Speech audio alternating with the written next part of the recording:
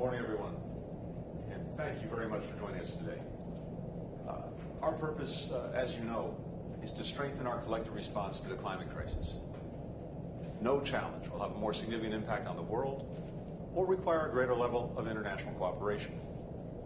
And no challenge ranks higher on the list of global priorities for this administration. Since we convened this group in April at the Leaders Summit, the international scientific community has issued a stark warning. Last month, the Intergovernmental Panel on Climate Change, in a report that all our governments reviewed and embraced, presented the irrefutable evidence of the crisis now upon us. As context for our discussion today, I just wanted to highlight a few key findings. First, the report included important measures of how we're already altered our climate. There's more carbon dioxide in the atmosphere today than there has been in 2 million years. As a result, the planet is warming rapidly. As we strive to limit global warming to 1.5 degrees Celsius above pre-industrial levels, we now know that we have already seen temperatures rise 1.1 degrees Celsius. Second, the report looked at how this is already affecting life on Earth. Every area of the planet is now impacted by climate change. Many of the extraordinary weather events we've recently experienced would have been, and I quote, virtually impossible without human-induced warming. Finally, we know what's needed now. To keep warming below 1.5 degrees Celsius over the long term, emissions must fall rapidly this decade, and they must reach net zero around 2050. The good news is this. According to the IPCC, if we do what's required, global temperatures will stabilize in just a couple of decades. We can avert the worst potential consequences of the crisis. That's our charge now. The science is clear, and it's up to the countries assembled here today to lead a decisive global response. With that, it's now my honor to introduce the President of the United States, Joe Biden. It's good to see you all. Good morning. Thank you, Secretary Blinken, and a special thanks to Special Envoy Kerry. John's been a friend for a long time, and I have absolute trust in his leadership on this issue. We're honored to host all of you today as a follow-up to the Leaders Summit Climate we hosted back in April. That summit made good on a commitment that I made to the American people, that the United States would return immediately to the world stage and address the climate crisis. I wanted to show that we're at an inflection point and that there's a real consensus that while the climate crisis poses an existential threat, there is a silver lining. The climate crisis also presents real and incredible economic opportunities to create jobs and lift up the standard of living for people around the world.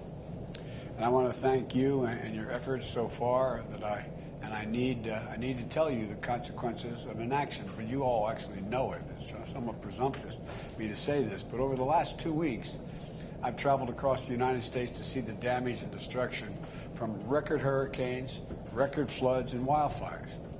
China continues climate continues to change across Europe, Africa, and Latin America, and you've endured massive flooding. Fires have raged across Australia and the Amazon and the Russian tundra. In Siberia, I found it almost unbelievable. Temperatures reached 118 degrees. 118 degrees inside the Arctic Circle. The finding from the new Intergovernmental Panel on Climate Change represents a code red for humanity. And the time to act is really narrowing, as the Secretary just pointed out, to get too close to a point of no return. We don't have a lot of time. So we have to act, all of us. We have to act now. When we met in April, we agreed to strengthen our efforts as we head to COP26 in Glasgow. Today, I've called us together again to candidly assess our progress. I'm grateful to those of you who've strengthened your contributions under the Paris Climate Agreement and put forward ambitious targets for 2030. And thanks to your leadership, countries representing more than half of the global GDP are committed to taking steps that will keep us within reach of our joint pursuit of limiting warming to 1.5 degrees Celsius. But we know there's still a lot of work to do. And if anything, our job, in my view, has grown more urgent. The countries representing the major economies forum account for 80% of global emissions. Without adequate commitments from every nation in this room, the goal of limiting and warming to 1.5 degrees slips through our hands, and that is a disaster. And here's what I believe we have to do right now, and what we're advancing here in the United States. We have to bring to Glasgow our highest possible ambitions. Those that have not yet done so, time is running out. For our part in America, I'm working to pass historic investment and to modernize our climate-resilient infrastructure, to build a clean energy future that creates millions of jobs and ushers in new industries of the future. As part of this work, the United States is committed to reduce greenhouse gas emissions between 50 and 52% below 2005 levels by the year 2030. And, we set a goal that by 2025, our power sector will be free of carbon. In 2030, 50% of the cars sold in the United States, we believe, should be and must be electric vehicles. A further step we're working with the European Union and other partners to launch is a global methane pledge to reduce global methane emissions by at least 30% below 2020 levels by 2030. This will not only rapidly reduce the rate of global warming, but it will also produce a very valuable side benefit, like improving public health and agricultural output. We're mobilizing support to help developing countries that join and pledge to do something significant, pledge and seize this virtual opportunity.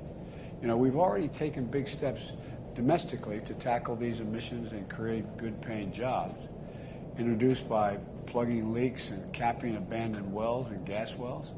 We believe the collective goal is both ambitious but realistic, and we urge you to join us in announcing this pledge at COP26. Now, we also have to make additional progress to support developing countries. At the Leaders Summit in April, I announced the United States is working to double our climate finance, triple our support for adaptation by 2024 for developing nations. And I can assure you that we're looking for ways to go even further toward meeting the collective goal of mobilizing $100 billion a year from the developing world and for them. Our emphasis this year is going to be on building ambition on the road to Glasgow. Glasgow is not our final destination. Whatever commitments we make at COP26, we must all resolve together in Glasgow to continue strengthening our ambition and our actions next year and throughout the decisive decade to keep us at below 1.5 degrees and keep that within reach. That's why this forum, I believe, is so important. And it was an important driver in the Paris Climate Agreement. We got to continue to play a vital role going forward. At this critical juncture, the start of a decisive decade, I'd like to use this forum to forge a political momentum and consensus to drive concrete actions in 4 key spheres of energy: industry, land, the ocean, and I want to be clear, this forum will complement, not substitute, for other forums. In fact, with respect to energy and industry, we will closely align our efforts with the work of the forums like the Clean Energy Ministerial and the Mission Innovation, both of which I'm proud to say the United States will chair next year. A plan to kick off these efforts by bringing together ministers in January to discuss clean energy goals in power, transport, industry, building sector. We also want to focus on ocean initiatives in advance of our ocean conference and next February. I plan to convene a leaders-level gathering so we can take stock of the collective progress we've made. In closing, and thank you for your patience, I want to again underscore both the urgency of this moment and the tremendous opportunity before us. I look forward to continuing this work together, and hearing how you plan to contribute to the climate ambition the world so urgently needs. The time is now. The time is now. Thank you for your indulgence. I'm now going to turn this over to Special Envoy John Kerry. Thank you. Thank you, Mr. President. And thank you for once again bringing leaders together to confront this profound crisis. As you've traveled our country in the past few days, Mr. President, visiting communities devastated by the climate disasters, all of us have seen your tremendous commitment to rallying our nation and indeed the world to step up to this challenge.